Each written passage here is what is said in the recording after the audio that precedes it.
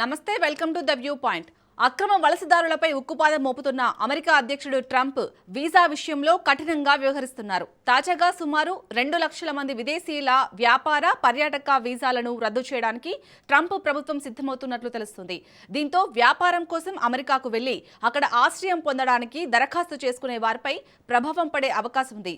2016 నుంచి 2026 మధ్య జారీ చేసిన B1, B2 వీసాలు ఈ పరిధిలోకి వస్తాయి. ఇదే జరిగితే అమెరికా చరిత్రలోనే అతిపెద్ద సామూహిక వీసాల రద్దుగా నిలిచే అవకాశం ఉంది. ఈ విషయంపై మరికొద్ది వారాల్లో అమెరికా విదేశాంగ శాఖ అధికారిక ప్రకటన వెలువరించే అవకాశం ఉంది.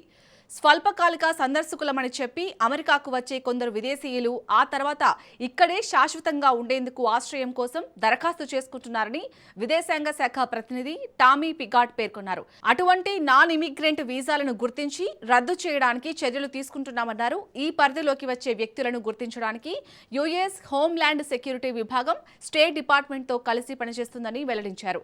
అయితే ఈ వీసాలు రద్దు చేసినప్పటికీ వారిని తక్షణమే దేశం నుంచి బహిష్కరించబోరని పునర్వర్గీకరించే అవకాశం ఉందని తెలుస్తోంది. సాధారణంగా వ్యాపార ప్రయాణాల కోసం B1 వీసాలు జారీ చేస్తారు.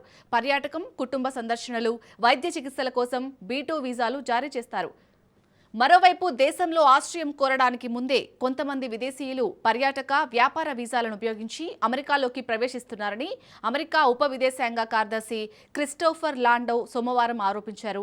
వలసల చట్టాన్ని తప్పించుకోవడానికి ఆశ్రయం అనేది ఒక లొసుగుగా ఉండకూడదని అభిప్రాయపడ్డారు. ఇటువంటి చర్యలను అడ్డుకోవాలంటే వీసా తనిఖీలు కఠినతరం చేయడం, దరఖాస్తుదారుల సోషల్ మీడియా వివరాలను కోరడం, వీసా బాండ్లు వంటి చర్యలు తీసుకోవడం అవసరమన్నారు.